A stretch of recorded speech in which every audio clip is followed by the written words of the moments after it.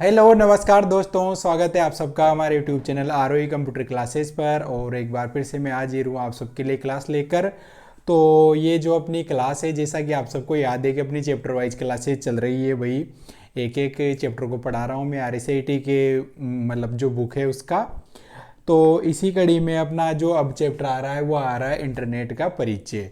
तो इस चैप्टर को पढ़ने से पहले देखो, मेरा आग्रह है कि जिन्होंने चैनल को सब्सक्राइब नहीं किया ज़रूर कर लें, बेल आइकन को दबाना न भूलें। रेगुलर क्लासेस चलती है अपनी भाई एग्जाम टाइम, बाकी आप सबके लिए चैप्टर वाइज क्लासेस चल रही है और पूरी बुक की क्लासें भी डाल रखी है मैंने वहाँ पर, आप वो भी देख सकते हो। बाकी अब बच्चों की डिमांड पर अपने चैप्टर वाइज क्लास भी लेकर आए हैं आप सबके लिए। तो देखो, चैप्टर नंबर 4 है इंटरनेट का परिचय। तो इंटरनेट का परिचय में देखो क्या है कि इंटरनेट क्या है। तो वैसे जनरली आप सब जानते हो भाई इंटरनेट क्या है, सब यूज में लेते हैं। तो देखो जो इंटरनेट होता है, तो इंटरनेट का जो दूसरा नाम है वो क्या है? सूचना का सुपर हाईवे। क्या है? सूचना का सुपर हाईवे। मतलब इंटरनेट का दूसरा नाम क्या है? सूचना का सुपर हाईवे। इंटरनेट को क्या बोला जाता है? सूचना का सुपर हाईवे। अब सूचना का सुपर हाईवे कैसे हुआ कि जैसे इंटरनेट पे क्या होता है, कोई भी इंफॉर्मेशन होती है, सूचना, वो आपको हाथों हाथ मिल जाती है। पहले के टाइम पे क्या होता था, किसी भी सूचना में टाइम लगता था, समय लगता था, 2 दिन, 5 दिन, 10 दिन। लेकिन अब क्या हो गया कि इंटरनेट के माध्यम से कोई भी सूचना आपको हाथों हाथ मिल जाती है, फटाफट मिल जाती है। तो इस चैप्टर में उसी के बारे में दे रखा है। तो देखो इंटरनेट पर दो चीजें होती है। देखो, एक तो होता है क्लाइंट और एक होता है सर्वर। क्या होता है? एक तो क्लाइंट होता है और एक होता है सर्वर। अब क्लाइंट किसे बोलते हैं और सर्वर किसे बोलते हैं? तो क्लाइंट तो किसे बोलते हैं? अगर एक कंप्यूटर फाइल प्राप्त कर रहा है, कंप्यूटर क्या कर रहा है? कंप्यूटर फाइल प्राप्त कर रहा है, वो तो क्या कहलाएगा? क्लाइंट। और सर्वर किसे बोलेंगे? तो सर्वर बोलेंगे कंप्यूटर फाइल भेज रहा है, यानी जो कंप्यूटर आपको क्या कर रहा है? फाइल भेज रहा है। तो फाइल भेजने वाला तो क्या कहलाएगा? सर्वर। और जो फाइल प्राप्त कर रहा है वो क्या कहलाता है? क्लाइंट कहलाता है। इसी मॉडल पर अपना इंटरनेट काम करता है भाई। अब इंटरनेट को एक्सेस कैसे करें? तो इंटरनेट चलाने के लिए आपको किसकी जरूरत पड़ेगी? इंटरनेट आप कैसे ब्राउज कर सकते हो भाई? तो उसके लिए देखो जरूरी होता है एक आईएसपी। क्या होता है? आईएसपी। तो आईएसपी को क्या बोलते हैं? तो आईएसपी को बोलते हैं इंटरनेट सर्विस प्रोवाइडर। क्या बोलते हैं? Internet service provider. क्या बोलते हैं? इंटरनेट सर्विस प्रोवाइडर बोलते हैं, जो इंटरनेट की सेवा प्रदान करते हैं। अब इंटरनेट की सेवा कौन प्रदान करता है? देखो क्या दे रखा है बुक में डेफिनेशन की। इंटरनेट सेवा प्रदाता आईएसपी एक ऐसा संगठन है जो इंटरनेट का उपयोग करने के लिए सेवाएं प्रदान करता है। इंटरनेट सेवा प्रदाताओं को विभिन्न रूपों में व्यवस्थित किया जा सकता है, जैसे वाणिज्यिक, सामुदायिक, गैर लाभकारी, नॉन प्रॉफिट वगैरह अलग अलग होती है भाई। आमतौर पर आईएसपी द्वारा प्रदान की जाने वाली इंटरनेट सेवाओं में internet access, internet transit, domain name system, hosting, Usenet सेवा और कोलोकेशन शामिल है। अलग अलग चीज़ें भाई। तो आईएसपी मतलब जो इंटरनेट की सेवा प्रदान करते हैं आपको। जैसे आपने मोबाइल से चला रहे हो तो आपने जिस कंपनी की सिम वगैरह ले रखी, तो आपको इंटरनेट सेवा प्रोवाइड करवाता है, आईएसपी हो गया वो आपका। अब देखो इसके बाद इंटरनेट चलाने के लिए किसकी जरूरत होती है? MODEM, modem. क्या बोलते हैं इसे? मोडेम बोलते हैं। अब देखो मोडेम जो होता है, तो मोडेम होते हैं आपके कितने प्रकार के? 3 प्रकार के। तो 3 प्रकार के कौन कौन से होते हैं? कितने प्रकार के होते हैं? 3 प्रकार के। 3 प्रकार के कौन कौन से? एक तो होता है इंटरनल। तो इंटरनल मोडेम होता है जो कंप्यूटर के अंदर लगता है। एक्सटर्नल मोडेम किसे बोलेंगे? जो बाहर लगता है। और एक होता है पीसी कार्ड। कौन सा होता है? PC card. ये तीनों क्या है? ये तीनों है भाई मोडेम और मोडेम। तो मोडेम 3 प्रकार के, इंटरनल, एक्सटर्नल और पीसी कार्ड। ये 3 प्रकार के होते हैं। अब जो मोडेम होता है उसका पूरा नाम क्या होता है, पूरा नाम। तो मोडेम का जो पूरा नाम है वो है मॉड्यूलेटर और डी मॉड्यूलेटर। क्या है, मॉड्यूलेटर और डीमॉड्यूलेटर। मोडेम का पूरा नाम क्या होता है, मॉड्यूलेटर और डीमॉड्यूलेटर बोलते हैं।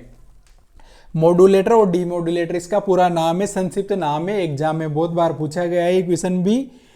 तो मोडेम क्या काम करता है, देखो मोडेम क्या करता है कि ये मतलब क्या नाम से सिग्नल प्राप्त करता है, सिग्नल प्राप्त करता है और फिर कंप्यूटर को सिग्नल देता है, सिग्नल प्राप्त करता है और सिग्नल देता है भाई कंप्यूटर को। डिजिटल इंफॉर्मेशन को एनालॉग इंफॉर्मेशन में और एनालॉग को डिजिटल इंफॉर्मेशन में कन्वर्ट करने का काम करता है। एनालॉग को तो डिजिटल में और डिजिटल को एनालॉग में कन्वर्ट करने का काम करता है मॉड्यूलेटर डीमॉड्यूलेटर। ठीक है, मॉड्यूलाल जी दाजी मॉड्यूलाल जी ऐसी मतलब हमारे आड़ोती में नाम होता है भाई, तो वैसे याद रख सकते हो आप। इसके बाद देखो ये हो गए मोडेम। तो इसमें से चांस होता है एक तो आईएसपी की फुल फॉर्म का, एक मोडेम के फुल फॉर्म का, और इंटरनेट का दूसरा नाम क्या है, सूचना का सुपरहाइवे। बाकी क्लाइंट और सर्वर का अभी तक तो नहीं आया है भाई आरएसएटी के एग्जाम में। भाई जो चीज़ इंपॉर्टेंट होती है एग्जाम के हिसाब से उसी चीज़ पर फोकस होता है मेरा, और उसी के अनुसार देखो बच्चों के बहुत बढ़िया नंबर भी आते हैं भाई अपने यहाँ से पढ़ने वालों के। और जैसे कि पिछली क्लासों में बताया भी था मैंने कि भाई पूरी 15 चैप्टर की भी क्लास डली हुई है, उसमें भी मैंने सब कुछ समझा रखा है। लेकिन बच्चों की डिमांड थी कि सर आप एक एक चैप्टर वाइज भी लेकर आओ, तो वो लेकर आ गया हूँ मैं, ताकि और भी डिटेल से पढ़ सके। पूरे 100 में से 100 नंबर आए अपने एग्जाम में भाई। 70 नंबर का पेपर होता है, 70 में से 70 आने चाहिए। तो इंटरनेट कनेक्टिविटी के प्रकार, इंटरनेट कनेक्टिविटी के प्रकार मतलब इंटरनेट से आप कैसे कैसे कनेक्ट हो सकते हो। तो इंटरनेट से कनेक्ट होने के लिए देखो कौन कौन से कनेक्शन होते हैं। तो पहला कनेक्शन इसमें देखो डायल अप।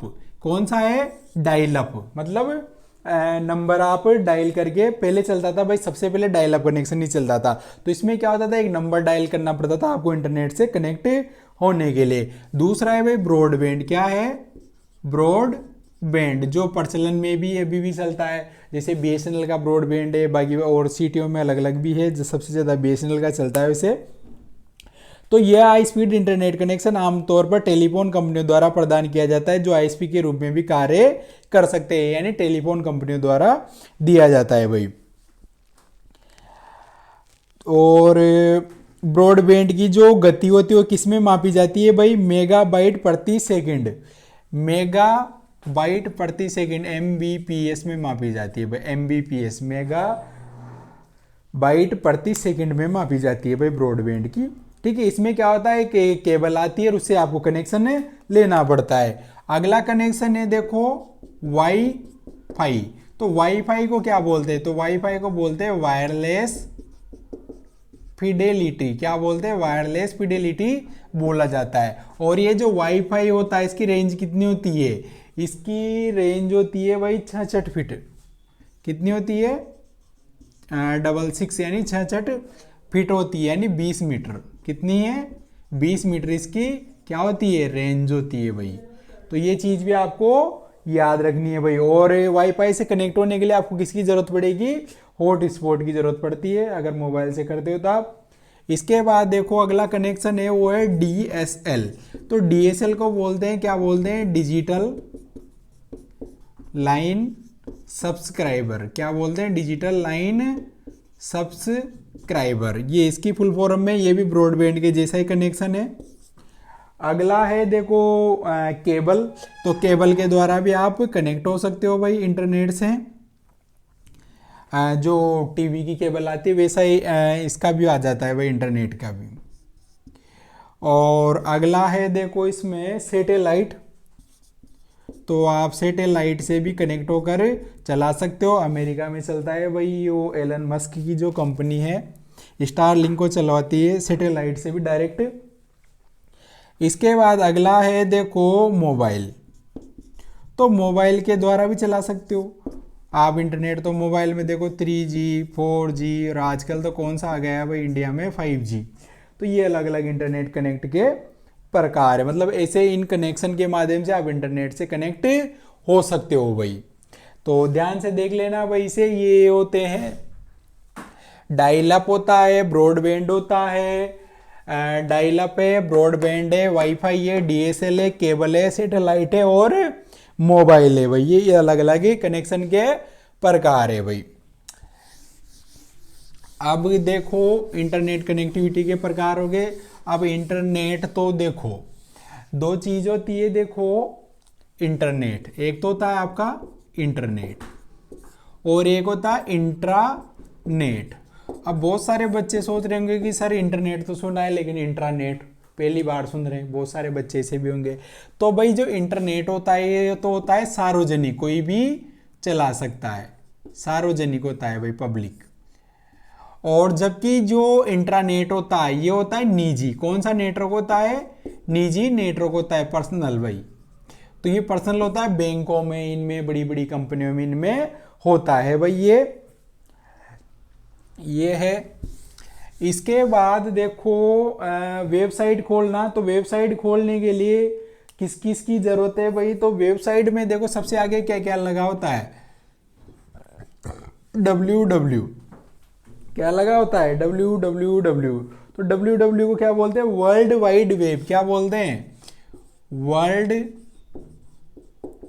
Wide web. क्या बोलते हैं? World wide web. अब www की जो अवधारणा है, अवधारणा वो किसने दी है? वो दी है भाई टिम बर्नर्स ली ने। किसने दी है? टिम बर्नर्स ली ने इसकी अवधारणा दी है www की। इसके बाद आ जाओ वेबसाइट। क्या है दे रखा है देखो इस चैप्टर में?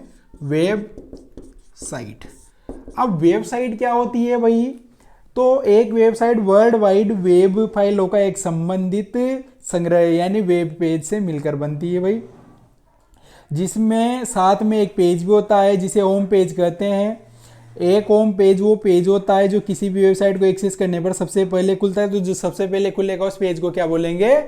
होम पेज बोलते हैं भाई। और बाकी अलग अलग वेबसाइटें दे रखी है इसमें। अब जो वेबसाइट होती है वेब पेज, वेबसाइट तो दो प्रकार की होती है वेबसाइट।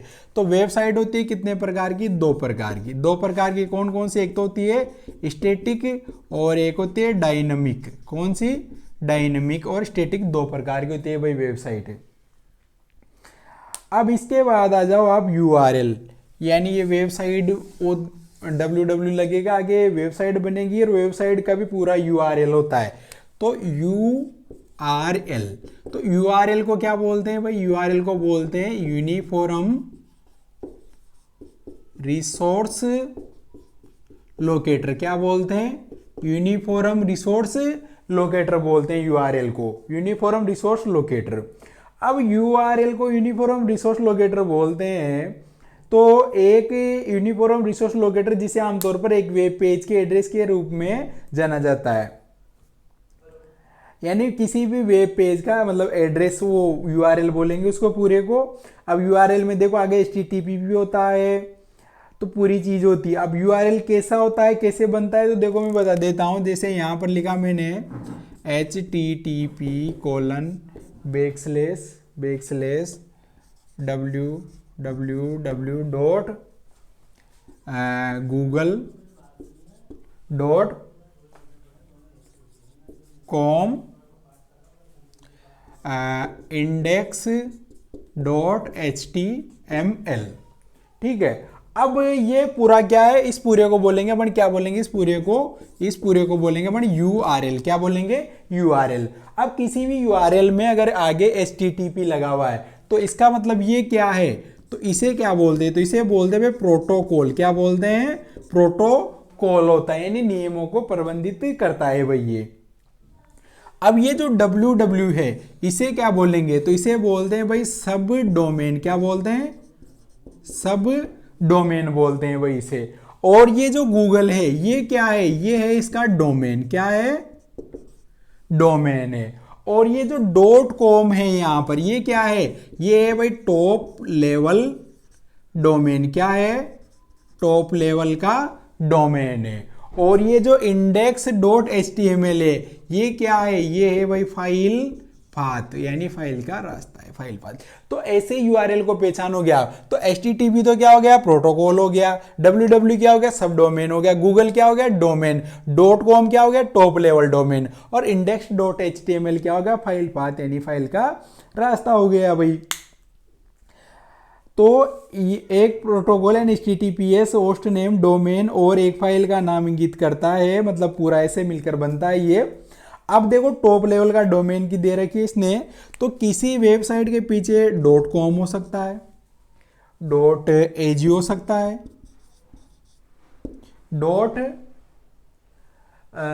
डॉट जीओवी हो सकता है, डॉट नेट हो सकता है और डॉट ओआरजी हो सकता है। अब इनमें डिफरेंस क्या है भाई, किसी यूआरएल में ये चीज़ें लगी हुई है किसी वेबसाइट में, तो डॉट कॉम का मतलब क्या है कि वो कौन सी वेबसाइट है, कॉमर्शियल। कौन सी वेबसाइट है भाई, कॉमर्शियल, वाणिज्यिक प्रयोग में लेते हैं, मतलब आप जितनी बार भी सर्च करो जिसकी वेबसाइट उसे पैसा मिलेगा। और ये जिस वेबसाइट के पीछे का डॉट एजू लगा हो तो ये कौन सी एजुकेशनल है, एजुकेशनल का मतलब ये किसी यूनिवर्सिटी की या किसी बोर्ड की है, ये है। और डॉट जीओवी किसकी है, ये है भाई गवर्नमेंट की वेबसाइट है, किसकी है, गवर्नमेंट की वेबसाइट है, सरकारी, कौन सी है, सरकारी, सरकारी में पढ़ा हुआ भाई, सरकारी है ये। डॉट नेट, तो डॉट नेट किसकी है, ये है भाई नेटवर्क कंपनियों की, किसकी है, नेटवर्क कंपनियों की। इसके डॉट ओआरजी किसकी है भाई, संगठन की, किसकी है, संगठन की वेबसाइट है। डॉट ओआरजी किसकी है, संगठन की वेबसाइट है भाई, किसकी है, डॉट ओआरजी, किसी संगठन की। अब संगठन कैसा हो सकता है कि वो प्रॉफिट वाला भी हो सकता है और वो संगठन आपका नॉन प्रॉफिट वाला भी हो सकता है भाई, पैसे वाला भी हो सकता है और बिना पैसे वाला भी हो सकता है। तो ये टॉप लेवल डोमेन होते हैं भाई, ये top level domain, dot com, dot edu, dot gov, dot net, dot org मैंने समझा दिया है कैसे कैसे होते हैं भाई। इसके बाद डीएनएस। अब डीएनएस क्या होता है भाई, तो डीएनएस, तो डीएनएस को क्या बोलते हैं भाई, डीएनएस, तो डीएनएस को क्या बोलते हैं, डोमेन नेम सर्वर भी होता है भाई और सिस्टम भी होता है बहुत सारी जगह, यहाँ सिस्टम दे रखा है, सिस्टम, डोमेन नेम सिस्टम बोलते हैं डीएनएस को। अब डीएनएस क्या होता है कि डीएनएस क्या करता है कि जो भी आपका यूआरएल है उसको किस में कन्वर्ट करने का काम करेगा, वेबसाइट में।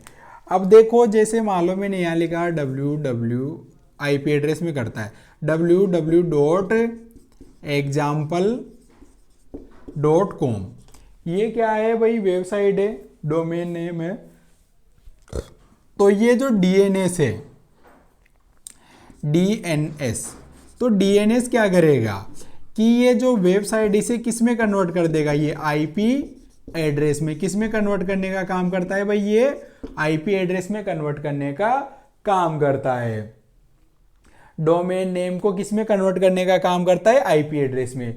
अब आईपी एड्रेस कैसा होता है, देखो 191.232.4 ऐसा होता है भाई आईपी एड्रेस, आईपी एड्रेस में। अब कभी कभी एग्जाम में क्वेश्चन भी आ जाता है कि इनमें से सही आईपी एड्रेस पहचानो, तो सही आईपी एड्रेस कैसे पहचानोगे भाई आप, तो सही आईपी एड्रेस पहचानने का जो तरीका है वो क्या है कि इसमें जो मिनिमम वैल्यू होती है वो कितनी होगी, 0, और मैक्सिमम वैल्यू कितनी होगी भाई, इसमें मैक्सिमम वैल्यू हो सकती है 255, इससे बड़ी नहीं होगी भाई।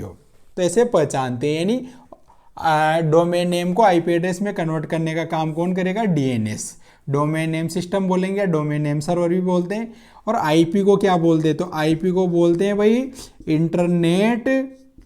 इंटरनेट प्रोटोकॉल, क्या बोलते हैं, इंटरनेट प्रोटोकॉल बोला जाता है आईपी को, क्या बोलते हैं, इंटरनेट प्रोटोकॉल बोला जाता है भाई। इसके बाद आ जाओ वेब ब्राउजर।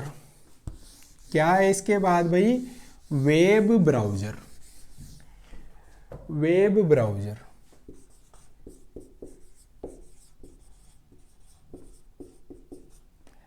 अब वेब ब्राउजर क्या काम आते हैं? तो वेब ब्राउजर कौन से सॉफ्टवेयर है? ये है भाई एप्लीकेशन सॉफ्टवेयर। कौन से सॉफ्टवेयर है?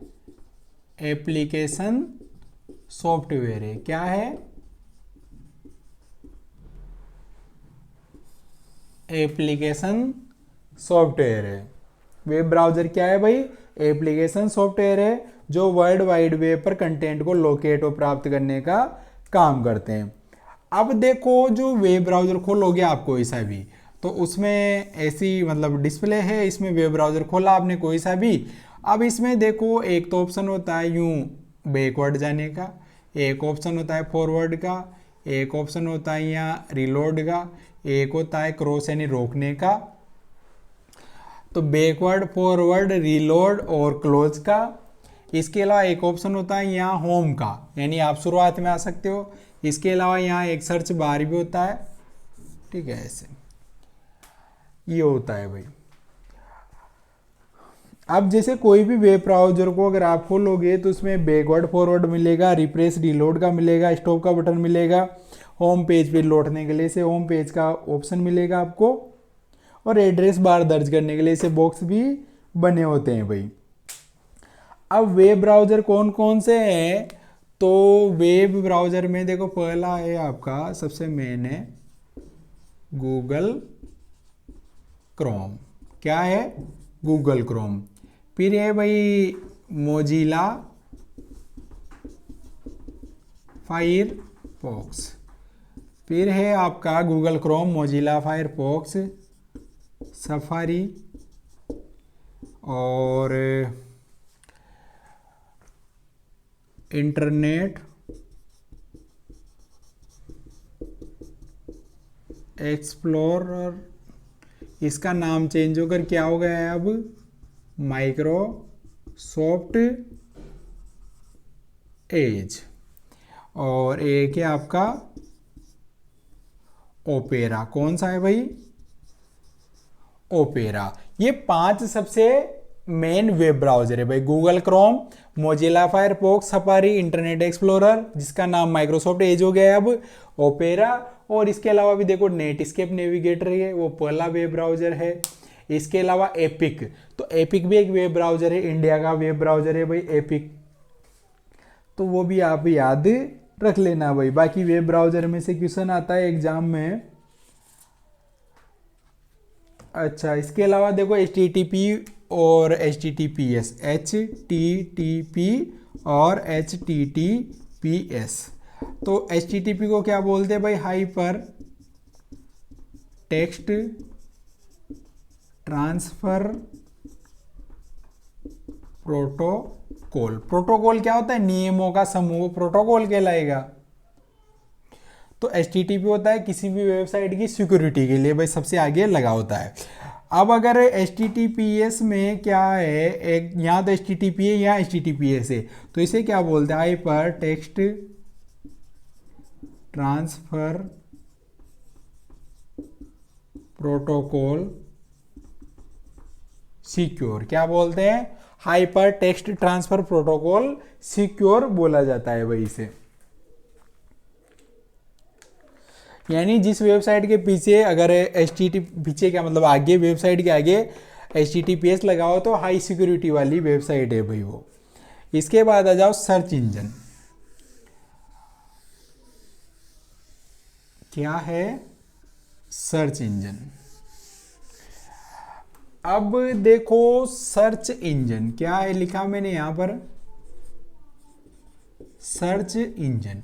तो सर्च इंजन क्या होते हैं? सर्च इंजन होते हैं किसी भी चीज को सर्च करने के लिए वेब ब्राउजर में इनका प्रयोग किया जाता है। वेब ब्राउजर के अंदर भी आपको किसका प्रयोग करना पड़ेगा? सर्च इंजन का। कोई भी इंफॉर्मेशन ढूंढनी है तो एक वेब सर्च इंजन वो सॉफ्टवेयर है जिसे वर्ल्ड वाइड वेब यानी WWW से संबंधित सूचनाओं को खोजने के लिए बनाया गया है। ठीक है, सूचना वेब पेज, इमेज और अन्य कई तरह की फाइलों का मिश्रण होती है। कुछ सर्च इंजन डेटाबेस अथवा ओपन डायरेक्टरी से भी डेटा माइन करते हैं। अब सर्च इंजन के 3 काम होते हैं भाई, 3 वर्क होते हैं भाई, इसके 3 वर्क। किसके? सर्च इंजन के। कौन कौन से होते हैं भाई? वेब क्राउलिंग, दूसरा है इंडेक्सिंग, और थर्ड है आपका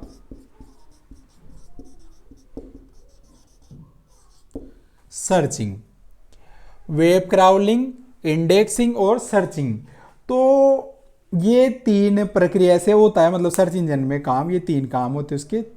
अब वेब क्राउलिंग क्या है? देखो, ये एक इंटरनेट बोट है जो वेब इंडेक्सिंग के लिए वर्ल्ड वाइड वेब को व्यवस्थित तरीके से ब्राउज करता है, यानी व्यवस्थित तरीके से ब्राउज करने का काम करेगा वेब क्राउलर। इंडेक्सिंग किसे बोलते हैं? कि इसका अर्थ वेब पेज पर पाए गए संबंधित कीवर्ड और परिभाषित हो सकने वाले टोकनों को उनके डोमेन नाम तथा HTML फील्ड से जोड़ना, इसका इंडेक्सिंग होता है भाई इसमें। और आमतौर पर जब कोई यूजर सर्च इंजन में कोई क्वेरी दर्ज करता है तो वह कुछ शब्दों का समूह होता है। इंडेक्स में निहित तौर पर उन सभी वेबसाइट के नाम होते हैं जहां क्वेरी शब्दों के कीवर्ड होते हैं, कीवर्ड के अनुसार आपको रिजल्ट देना, वो सर्चिंग हो जाएगा भाई। अब 3 सर्च इंजन सबसे बेस्ट रिजल्ट देते हैं, सबसे बढ़िया। तो कौन कौन से हैं भाई? Search engine. अब सर्च इंजन में देखो 3 सबसे बेस्ट कौन कौन से है? तो पहला है गूगल, दूसरा है बिंग, और थर्ड है याहू। गूगल, बिंग और याहू, ये 3 सर्च इंजन है भाई, गूगल, बिंग और याहू। अब देखो यहां पर तो मैंने गूगल लिखा और ये यहां पर गूगल क्रोम लिखा हुआ, इसलिए मैंने नहीं मिटाया था इनको। तो ये क्या है? ये है भाई वेब ब्राउजर। क्या है ये? Web browser. यानी वेब, अगर गूगल क्रोम लिखा आता है तो वेब ब्राउजर है, लेकिन अगर ओनली गूगल लिखा रहा है तो ये क्या है? ये है भाई सर्च इंजन है। ठीक है, क्या है ये? सर्च इंजन है। गूगल सर्च जिसे सामान्यतः गूगल वेब सर्च या गूगल का अगर संबोधित किया जाता है, गूगल इनकॉर्पोरेशन का एक वेब सर्च इंजन है। वर्ल्ड वाइड वेब पर सबसे ज़्यादा इस्तेमाल होने वाला सर्च इंजन है, जिसमें हर रोज 30 करोड़ से अधिक सर्च किए जाते हैं।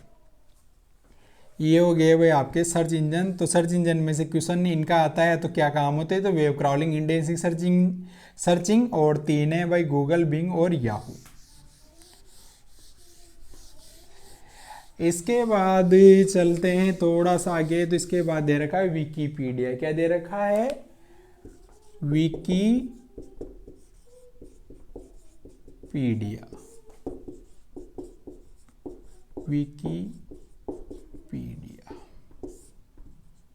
तो विकीपीडिया क्या है भाई?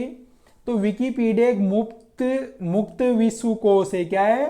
मुफ्त विश्वकोश है, मतलब फ्री होता है, जिसे उन लोगों द्वारा सहयोगात्मक रूप से रखा जाता है, लिखा है जो इसका उपयोग करते हैं। यानी विकीपीडिया क्या है? एक वेबसाइट है और उस पर जाकर आप किसी भी जो फेमस लोग होते हैं, कोई एक्टर हो, क्रिकेटर हो, या किसी भी फील्ड में उसका नाम हो, मतलब फेमस है, तो उसकी डिटेल आपको वहाँ पर मिल जाती। और भी किसी भी चीज़ के बारे में अगर आपको जानकारी चाहिए तो विकीपीडिया की वेबसाइट पर जाओ, वहाँ मिल जाएगी आपको उनके बारे में इंफॉर्मेशन। इसके बाद आ जाओ भाई ईमेल।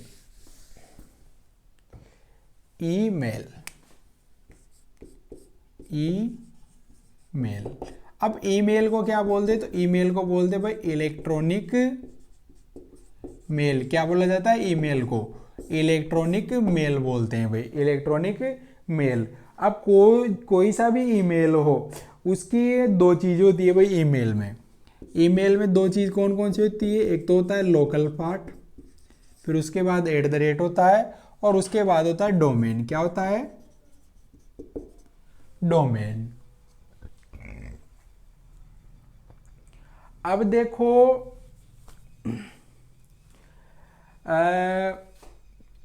लोकल पार्ट @ से पहले वाला भाग तो क्या कहलाएगा? Local part. और @ के बाद क्या आता है? जस्ट डोमेन आता है। जैसे यहाँ पर लिखा जे स्मिथ, तो ये क्या हो गया, @ से पहले लिखा तो मैंने लोकल पार्ट। इसके बाद देखो मैंने यहाँ लिखा एग्जाम्पल, तो ये क्या हो गया डोमेन, और .org लिखा तो ये क्या हो गया, ये हो गया भाई टॉप लेवल का डोमेन। क्या हो गया, टॉप लेवल का डोमेन हो गया, फिर डोमेन कोड भी बोलते हैं इसे। अब ईमेल की शुरुआत कब हुई थी भाई, 1993 में हुई थी। अब ईमेल मैसेज के 3 भाग होते, कौन कौन से, संदेश एनवेलप, संदेश हेडर और मैसेज बॉडी, ये 3 है। अब लोकप्रिय ईमेल कौन कौन से हैं, लोकप्रिय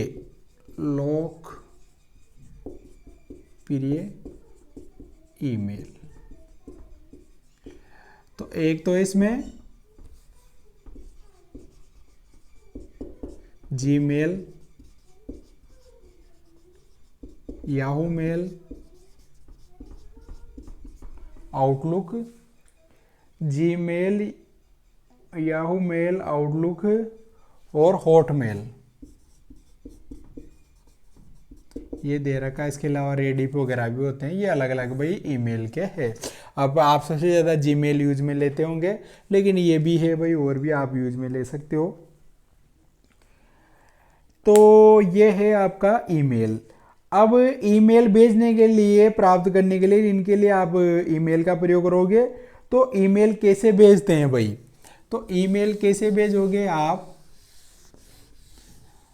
तो ईमेल भेजने के लिए आपको किस पर जाना पड़ेगा, आपको जाना पड़ेगा किस पर, कंपोज पर। किस पर जाना पड़ेगा, कंपोज का ऑप्शन मिलता है या फिर पेंसिल का साइन बना होता है वहां पर, उस पर क्लिक करना है। अब जैसे आप क्लिक करोगे तो वहां 2 चीज होती है, 2cc BCC सब्जेक्ट, और फिर ऐसे बॉक्स मिलेगा आपको। आप 2 में किसका मेल एड्रेस लिखोगे, जिसको भेजना है, यानी जिसे मेल भेजना है, और CC और BCC में भी उनको आएगा जिसको भेजना है। अब 2 में जैसे मैंने लिख दिया a@gmail.com, CC में लिख दिया मैंने b@gmail.com, और BCC में लिख दिया मैंने c@gmail.com, और एक और मेल एड्रेस लिख दिया मैंने d@gmail.com, ये लिख दिया मैंने। और सब्जेक्ट में आप जो भी भेज रहे हो यहाँ लिख देना है। जैसे मैंने लिख दिया अबाउट लीव, छुट्टी के बारे में कुछ लिखना है। और ये जो बॉक्स होता है इसमें लिख सकते हो आप भाई, sir respectfully I beg to say, जो भी लिखना है आपको लिख सकते हो। यहाँ नीचे ऑप्शन होता है सेंड का, भेजने का, और यहाँ पर एक साइन होता है, ऐसे यूँ कुछ साइन बना होता है भाई, इसे बोलते हैं अटैचमेंट। क्या बोलते हैं, अटैचमेंट। तो यहाँ से आप क्या कर सकते हो, फाइल को ऐड कर सकते हो। फाइल का मतलब कोई भी फोटो है, वीडियो है, ऑडियो है, MS वर्ड की फाइल है, वो आप यहाँ से ऐड कर सकते हो। कहाँ तक की, 25 MB से ज़्यादा बड़ी साइज नहीं होनी चाहिए, चाहे एक हो चाहे एक से ज़्यादा फाइल हो, लेकिन 25 MB से ज़्यादा की नहीं होनी चाहिए। अब देखो 2cc और BCC, अब 2 में जिसको भेजा है, CC में भी वही है और BCC में वही जिसको भेज रहे हैं, लेकिन इनमें डिफरेंस है। तो डिफरेंस क्या है कि भाई A और B का मेल एड्रेस सबको दिखाई देगा, लेकिन ये जो BCC में ऐड करके भेजा है मैंने, तो BCC को क्या बोलते हैं, तो BCC को बोलते हैं भाई ब्लाइंड कार्बन कॉपी। क्या बोलते हैं, BCC को ब्लाइंड कार्बन कॉपी, और CC को क्या बोलते हैं, कार्बन कॉपी। यानी जिसका मेल एड्रेस आपने CC में ऐड किया है वो सबको दिखाई देगा, लेकिन BCC में अगर किसी का मेल एड्रेस ऐड किया है आपने तो दूसरों को नहीं दिखाई देगा। यानी A और B को ये क्या नाम से किसके मेल एड्रेस नहीं दिखाई देंगे, C और D के, क्योंकि BCC में जोड़ रखे हैं। अब क्वेश्चन एक ऐसे भी बन जाता है कि जब ये D मैसेज प्राप्त करेगा, इसे भी तो प्राप्त होगा, तो इसे किसके मेल एड्रेस नहीं दिखेंगे। अब D को देखो, A वाला भी दिखेगा क्योंकि 2 में लगा हुआ है, ये B वाला भी दिखेगा क्योंकि सीसी में लगा हुआ है, लेकिन ये सी वाला नहीं दिखाई देगा क्योंकि ये बीसीसी में लगा हुआ है। और सी प्राप्त करेगा जब, तो इसे डी वाला नहीं दिखाई देगा, बाकी और दिखाई देंगे। तो ऐसे कंफ्यूजन होता है भाई, बहुत सारे बच्चों को एग्जाम में क्वेश्चन आता है इसका। तो ये डिफरेंस है भाई, सीसी को कार्बन कॉपी, बीसीसी को ब्लाइंड कार्बन कॉपी। सब्जेक्ट आएगा बीसीसी, सीसी2। सेंड का ऑप्शन होता है, अटैचमेंट 25 MB तक का कर सकते हो।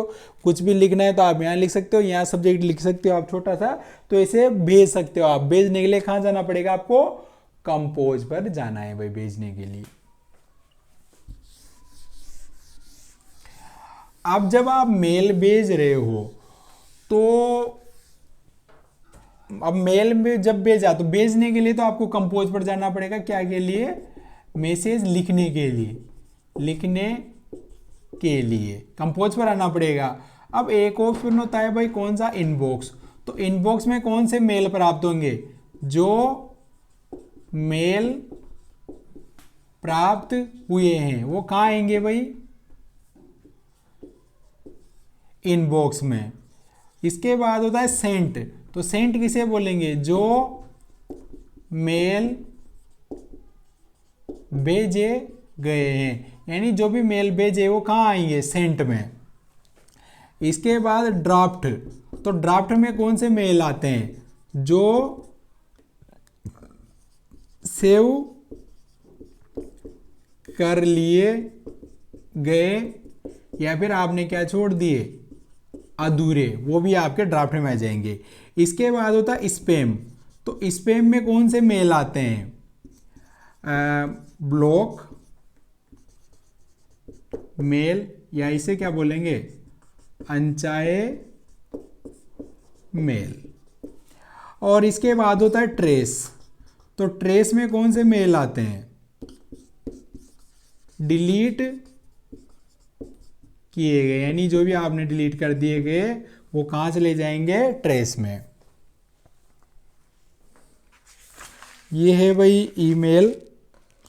सीसी बीसीसी हो ही गया। इसके अलावा अटैचमेंट फाइल। तो अटैचमेंट फाइल आप कहाँ तक की भेज सकते हो भाई?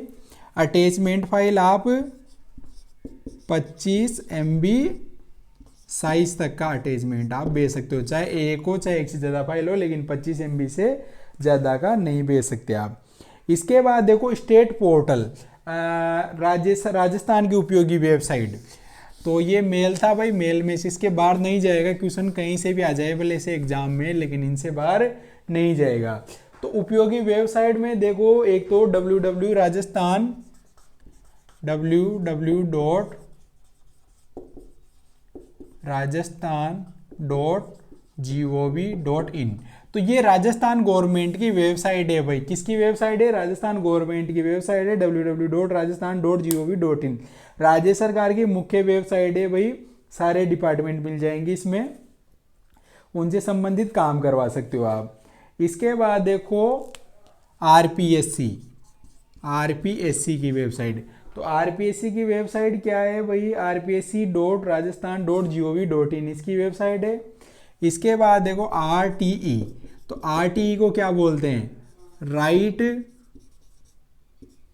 टू एजुकेशन, मतलब शिक्षा का अधिकार।